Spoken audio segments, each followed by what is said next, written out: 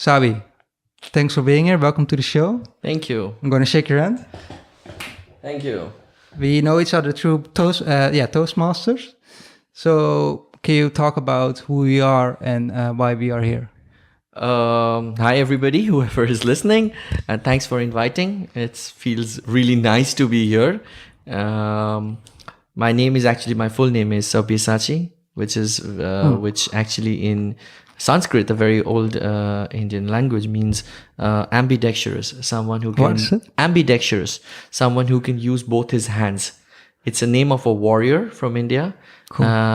Who could use both his hands. He could play. He could fight with the bow and arrow. He was invincible. He never lost a battle. And somehow my parents thought I have all those qualities. What's in the name? That's how I got the name. But it's too long for Dutch standards. And when I moved to the Netherlands, actually much before I moved to the Netherlands, and when I moved to Mumbai, I'm born and brought up in Kolkata, a city in India. And then I moved to Mumbai at the age of 18.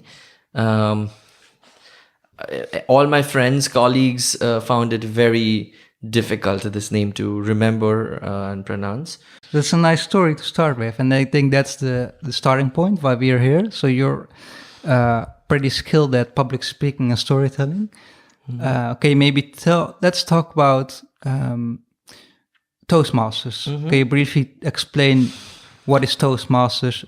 Let me first tell you how I came there, because I didn't know much of Toastmasters when I was in India. I did enjoy presentations. I enjoyed debating. I actually won a few debating prizes back in college days. But this is a skill we thought it's just good to have. You can't do much about it. When I moved to the Netherlands, I was really longing for an association. It was 2010, autumn, and autumn is a beautiful time of the year in the Netherlands because you don't see the sun. The sunset is at 4 p.m. And it's very dark. It's pretty depressing, and you really miss knowing people, having friends.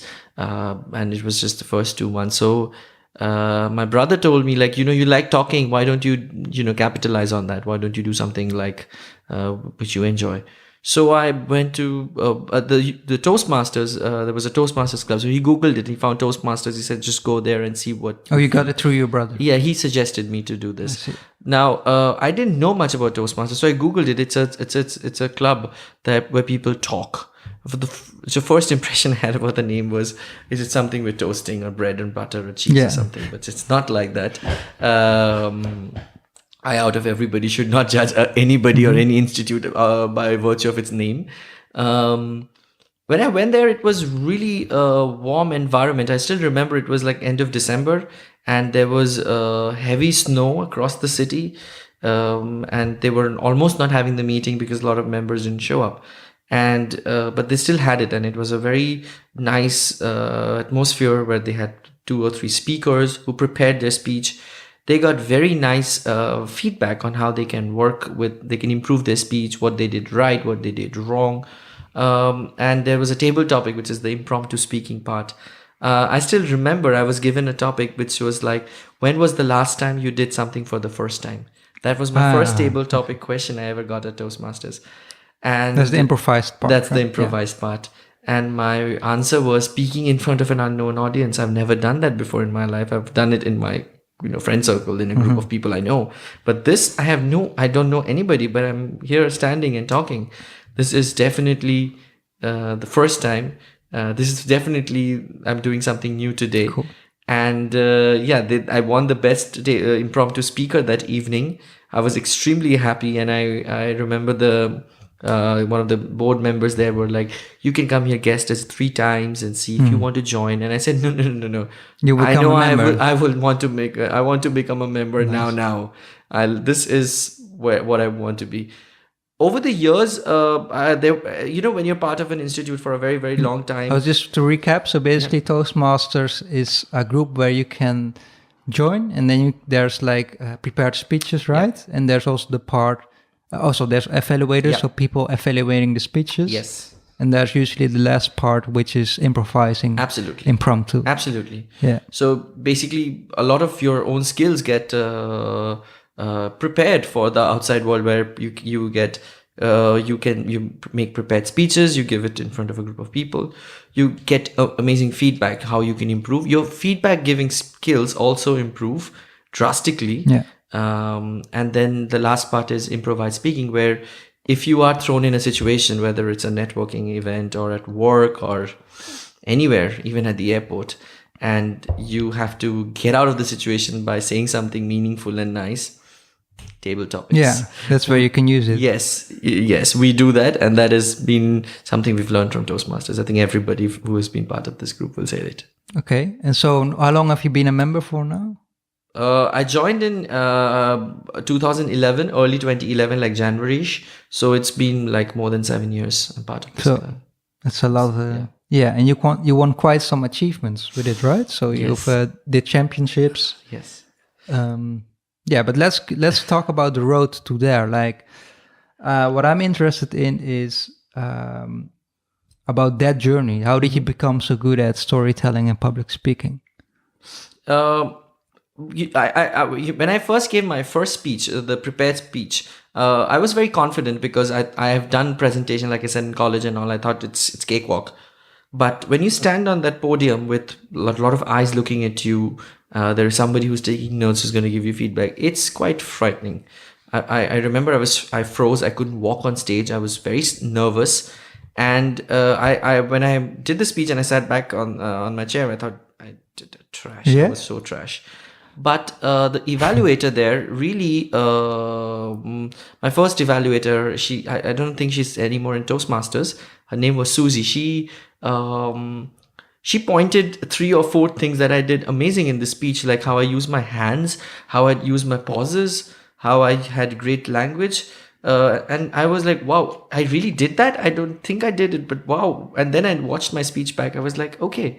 So this constant validation that Toastmasters often gives you, like we as humans or speakers have certain qualities. Toastmasters also tells you, look, you're good at this, keep doing it.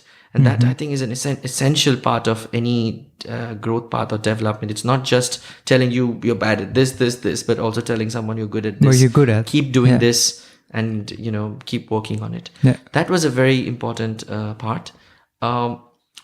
I'm a competitive person by nature. So after being in the club for 6-8 months, suddenly I got a call from back then the VP Education that we could have competitions. You want to participate? And I'm like, I have no idea what competition do you mean? They're like, it's a humorous speech competition where you're going to be, you have to give a funny speech and they're judges. And if you win, you go to the next level. And you don't know the topic up front, do you? You choose your own topic. You can prepare. You choose your own topic. So I was, challenge accepted. Yeah. And I went and gave the speech. When I was doing the speech, the crowd is very encouraging. People are laughing and clapping and everything. Very supportive, right? Yes, absolutely. Very supportive. However, I was disqualified because I went overtime. Oh. There's rules, of course. There's rules, yes. Within the bounds. Yes, absolutely. And I like that. Rules are good. I was overtime by like good 10-15 seconds. And if you're overtime by even 1 second, you're disqualified. We're quite strict on these rules. So that really woke me up like, hey, if I want to compete, I can't take it lightly. There are people who are extremely talented, who try something and they get it immediately, or they work towards it and get it. I'm a different kind. I first try a little half-heartedly, then I fail, then I try again I fail, and then I will, at some point I'm like, you know what, now I've failed so many times. I mean, I've learned a lot from these failures, and that's what happened after losing quite some competitions, even at the club level or at division level. In 2014, finally, I was able to go to the European level for competition. Well, some people never get there, right? I mean, no, but the trick is, if you lose, I'm telling you, I started competing in 2011, and every 6 months we had competition. So you can do the maths, how many times I lost before I finally got to that stage. A lot of people stop competing, Yeah, they give up, right? Or don't put the same amount of effort. They're like, but I'm just doing it for the fun. I actually prepared. I actually put efforts. I actually prepared for every competition, even if I got knocked off at the very first level, till date, I've always prepared for the competitions. So, and what is more important is, if you want to succeed in these competitions, you have to take every speech, every evaluation that you do at club level like a competition speech and competition evaluation. You have to put the same level of effort, structure, and preparation. If you if you sweat more during peacetime, you bleed less during wartime. So at the competition, you're not really like in awe of whatever is happening. You're sort of mentally prepared because you have that habit of perfecting your craft at every performance that you do. And then you said you competed at European level, right? What is the difference between competing at that level and, for example, let's say at the local club? Oof, it's and European. How do you prepare for it? It's nerve-wracking.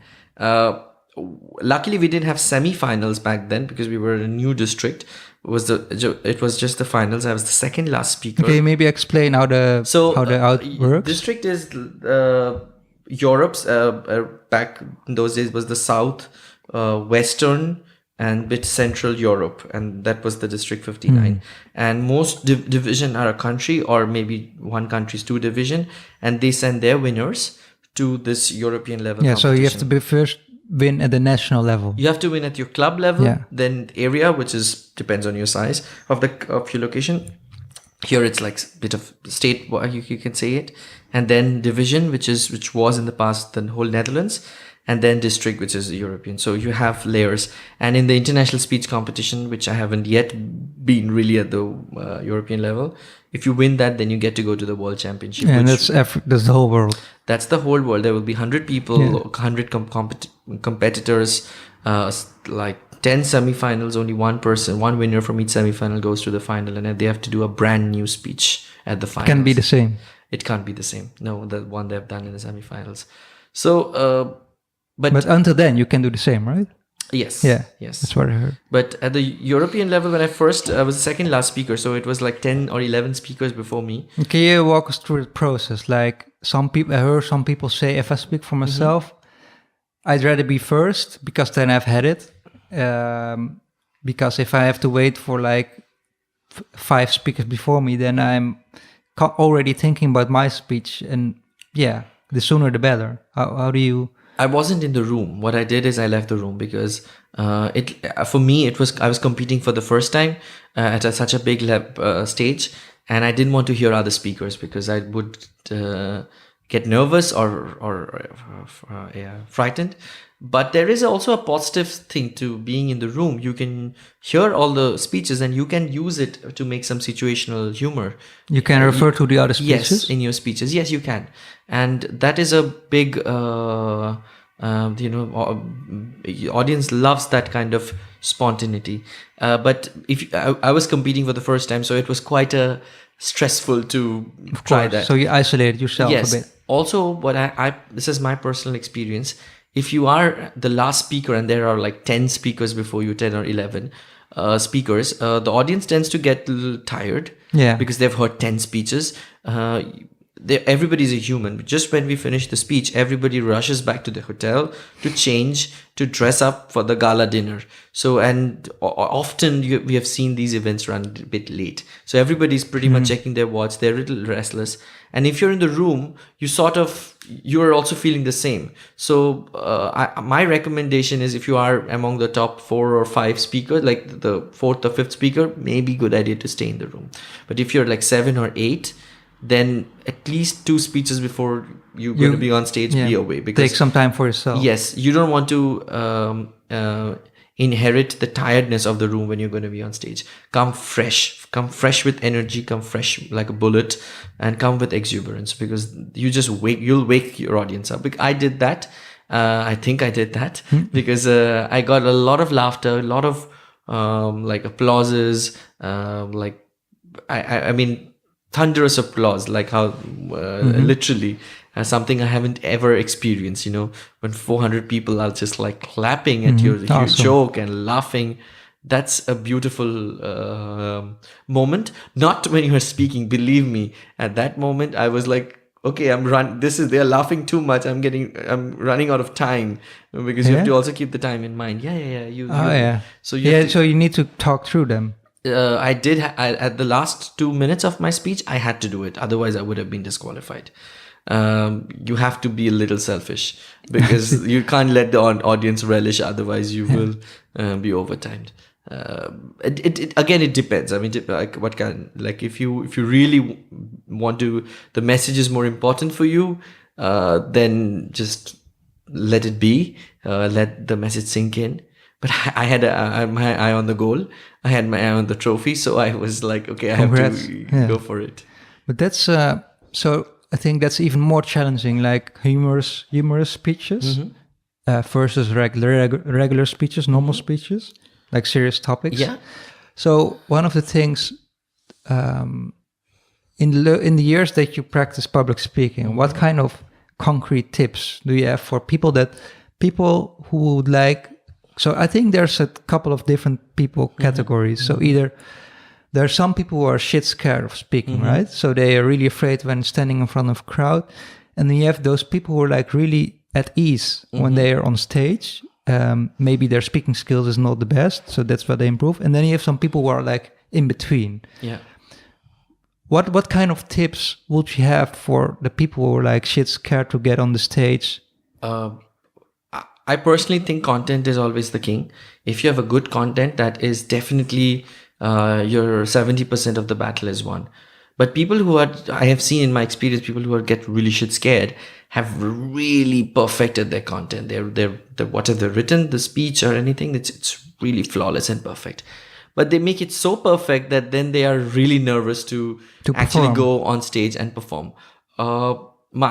One tip I actually gave to people who have been very shy to be on stage, that start with vlogging, like, or you don't have to publish it. Just speak yourself in front of the camera. Watch yourself speaking.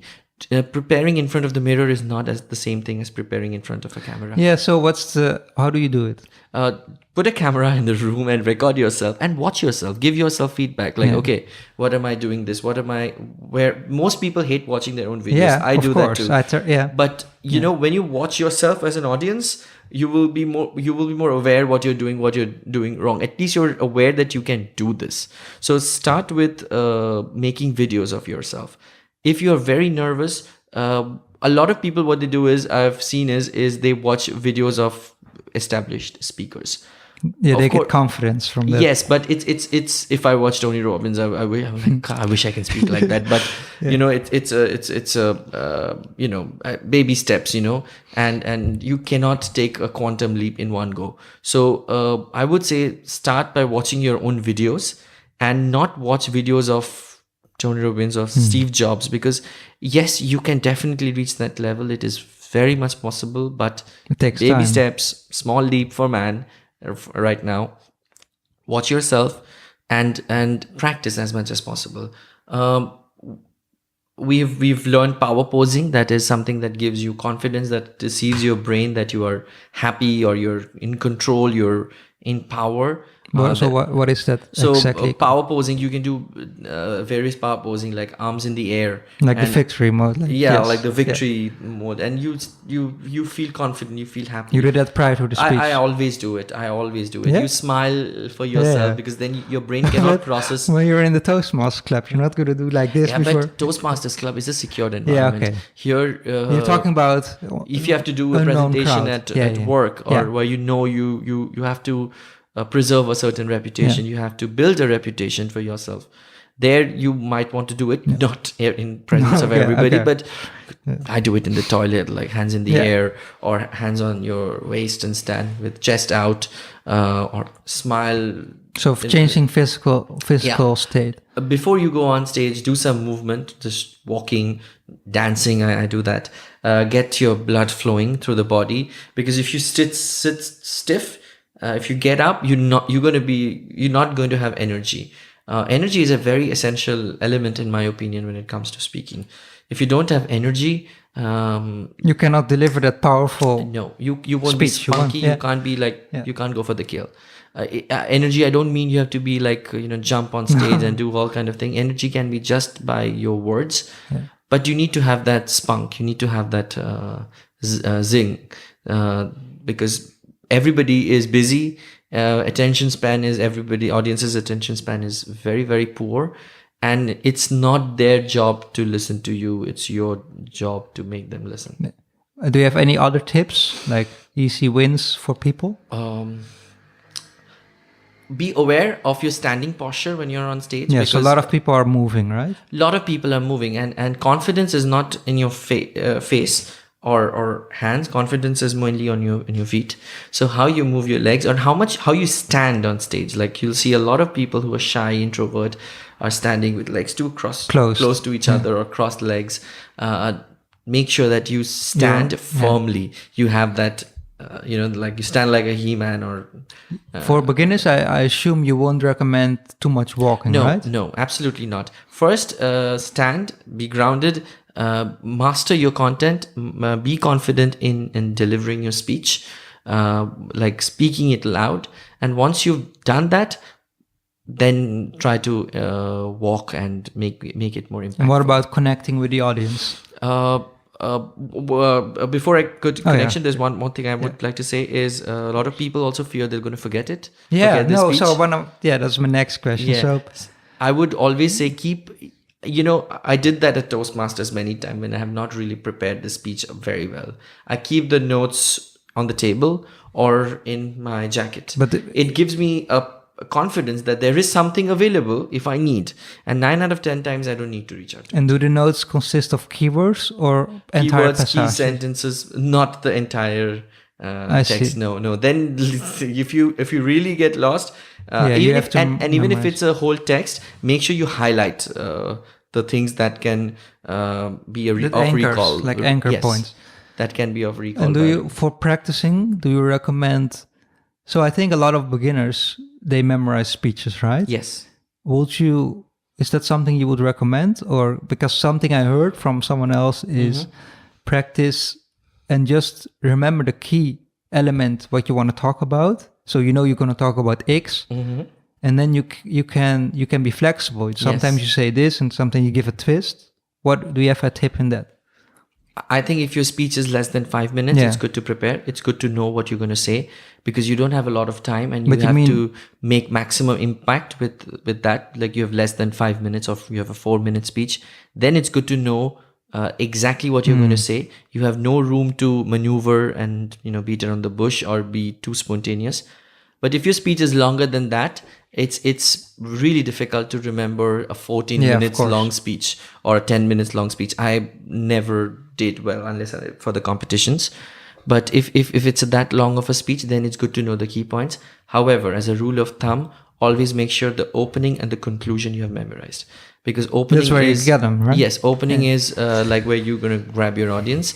That needs to be really sharp and precise and accurate. So what are ways... Oh, sorry. Yeah. So, and that you can make that connection, and conclusion is what they're going to remember, the take home things.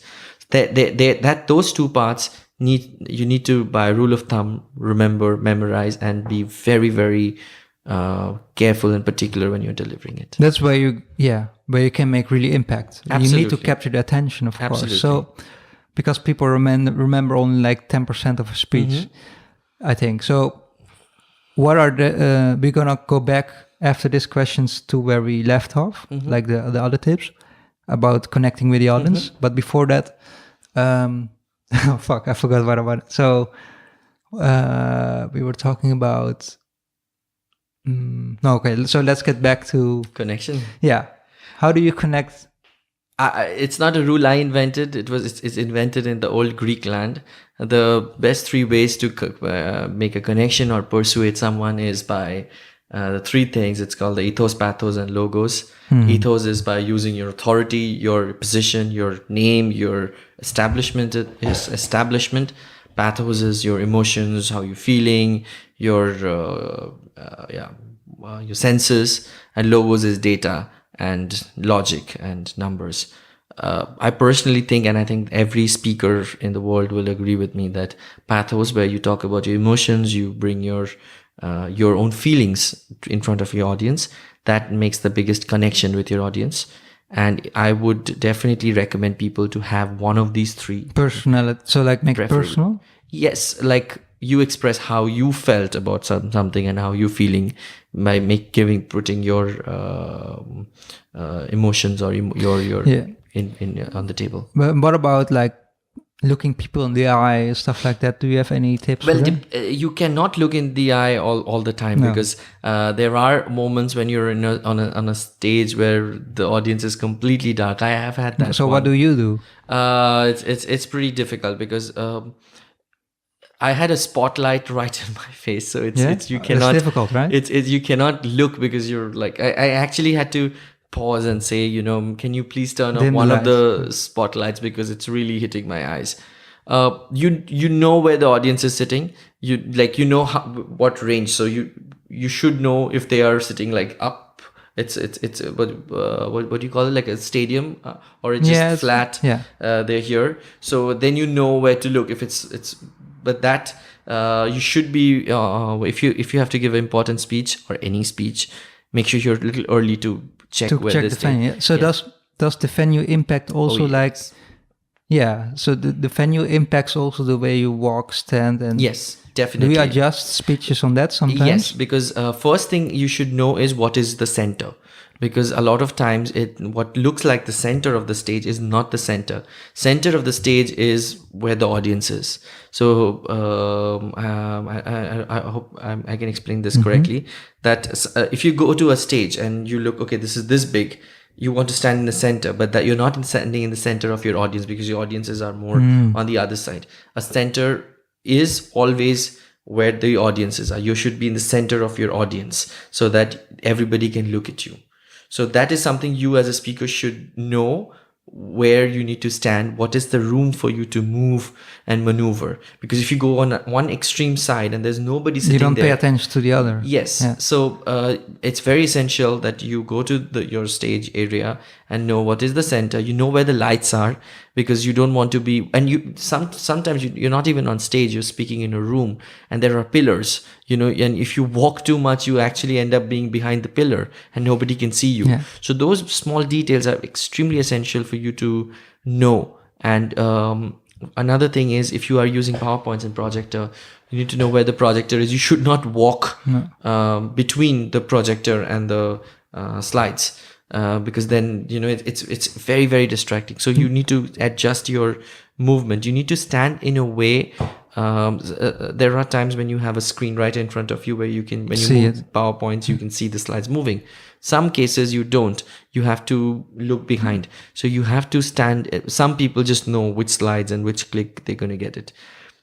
But sometimes you have to stand in a way, angle yourself in a way that you can look at it in a very subtle way, the slides, without losing the eye contact with your audience. That's good. Yeah. So, question about blackouts. Have you ever had a blackout where you forget the text? I think everybody has had a blackout. I recently had a blackout in Greece where I was competing at the European finals. So part of Toastmasters evaluation is you point the good things and the points of improvement, and you summarize it in the end. Now, when I was summarizing, you have to remember everything you said. You have notes with you? No. Oh no, it's forbidden. No, it's not forbidden. Oh, but it's more natural if you. Yes, absolutely. You make better connection. You look better prepared. Basically, that's. So, I remember when I was summarizing it and I completely blacked out and I couldn't remember the point. I'm like, and you should. I said, so my tips were something the speaker can add, subtract, and multiply. And I said, you add this and subtract. And I couldn't remember what I said. Yeah. So I was like, okay. And the thing is, you can, you get a fraction of a second to respond, because. So how did you do that? What I did is I looked at the speaker and I said, what did I ask you to subtract? And everybody started laughing, because of course she's not going to tell me and I'm not supposed to ask, but I made it, I think I managed it pretty well, because I made it look a conversation like, and what did I ask you to subtract? And the audience started laughing. Then so you get like 3 seconds to remember, and you remembered. Yes. I sort of, and I moved to the next point. So the best way to handle blackout is indulge in a humor, because then the audience will laugh and you get few seconds to think. if you can't think Just take the notes. move to the next point. I mean, it depends on how time crunched you are. If you are time crunched, don't stutter. Just move to the next point. It's okay. In the bigger scheme of things, nobody's going to remember. No. And mistakes can happen. Like blackout is not really a mistake, but these things can happen. But how you cover up these things really is a litmus test of your speaking capabilities. So my tip would be make a joke. And by the time when people are laughing, and if they are still, I mean, you cannot still remember, move on to the next point. So just don't make it very big. Don't make it very big. Exactly. Just move on. Yeah. So some last questions. I was wondering, so obviously the key to become a good public speaker or storyteller, of course, is in a lot of practice. Is it, how can you still get a natural presence with so much practice? You get what I mean? Is it possible that you come across very natural, even though you've practiced a lot? Yes. I remember when I did that humorous speech I'm talking about in Lyon, I told one of my friend was actually coaching me with the speech, Jessica, and I told her that I don't like to prepare too much because then I lose spontaneity. I want to be spontaneous. I want to appear spontaneous. It's just like, the fun guy. But then if I prepare too much and I know the speech by heart, then I don't feel that way. And she said, no, you should prepare it so much that it looks spontaneous. So that's another level of preparation. It's just the next level. Yes. So you prepare where you know everything, and then you prepare it to another level where it looks like you're just speaking off the cuff and you're being extremely spontaneous. So it comes with experience then, I guess? It comes with practice. The more you practice, the more you get better at it. Like I said at the start of the talk, if you sweat more during peacetime, you bleed less during wartime. And that's something I really believe in. That's something I really think is key to not just storytelling, public speaking, but to anything you want to do, anything creative, anything substantial. So you also you help people, you coach people with public speaking, and you give trainings in that. Yes. What is your ultimate goal with public speaking and storytelling? Do you want to? Firstly, I really enjoyed doing this because it's when I was a student or back in India, I didn't know that you can actually use the skill to as a profession. But I see here you can definitely do that, because a lot of people, very talented, has a lot of skills, but find it very difficult to convert their thought process into a good story and communicate to the right people. As a result, good ideas, good thoughts, good feedbacks get lost in transit or get miscommunicated because people are not able to convert an idea into a story. That's where I help. I do workshops, I give trainings, and I speak at events and stuff to tell people that how they can convert their thoughts, ideas into a story in a structured way, and then present that story so that it can have maximum impact. My ultimate goal would be the tagline that I have for my speaking company. What is your tagline? It's like so when you're a great singer, people say sing like everyone is listening and dance like nobody's watching, because you're that good in your craft that you don't you don't care if people are looking, or B, you are so sure that when I do it, people will pay attention. Yeah, I see. And that's my tagline: speak like everyone is listening. That you speak with such firm content and such panache and such aura that everybody will be listening to you. Awesome. I really liked the answer. Saby, thank you a lot for sharing your experiences, your stories and tips. My pleasure. I will share your link in the podcast page where people can look you up and see more information. Thank you so much for inviting. It's been a great time. It feels nice to do this. It feels like two friends are having a conversation over a microphone. That's the goal, and hopefully for people they can benefit from it. Get some tips out of it. My pleasure. So thanks a lot, and I wish you all the best and speak to you soon, man. Thank you so much, and wish you good luck. Thank you. Thank you. Cheers.